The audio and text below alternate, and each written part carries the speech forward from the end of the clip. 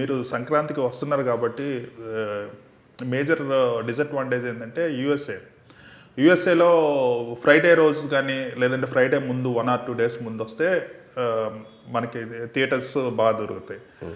సంక్రాంతికి వస్తున్నాం, I think Tuesday release అయింది, అది ఇది మండే రిలీజ్ అయింది. సో అడ్వాంటేజ్ కొంచెం తగ్గుతుంది వీకెండ్ తర్వాత థియేటర్స్ పట్టుకోవటం అనేది. లేదంటే ఒక 500 సంక్రాంతికి వస్తున్నాంకి ఒక 500 అడ్వాంటేజ్ ఉండేది, ఈ ఫిల్మ్కి 500 to 1 million అడ్వాంటేజ్.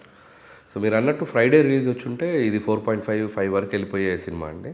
సో మనకేంటంటే పొంగల్ ఇక్కడ ఫోకస్ చేయాల్సి వచ్చి మనకి రీజనల్గా ఎక్కువ ఫోకస్ చేయబట్టి అక్కడ మనం లూజ్ అవుతున్నాం. బట్ ఎనీవే ఇప్పుడు వరకు వచ్చే నెంబర్ అయితే వెరీ హ్యాపీ నెంబర్. వాళ్ళు బ్రేక్ ఈవెన్ అయిపోయి ఆల్రెడీ ప్రాఫిట్లో ఉండిపోయారు.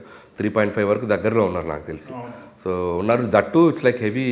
అంటే ఏమైపోయిందంటే ఏదో నాకు అక్కడ ఉన్న ఫ్రెండ్స్ వాళ్ళందరూ చెప్పడం కూడా ఏంటంటే ముందు పక్కన సినిమాలు కూడా పాసెస్ ఎనేబుల్ చేయడం వల్ల ఏంటంటే దట్స్ లైక్ పాసెస్ ఎనేబుల్ చేయడం అనేది మనకి, ఎందుకంటే ఇంత హై ప్రైస్ కొనుక్కున్నప్పుడు they can't go with the passes. కాబట్టి still audiences came and watch the film అండి.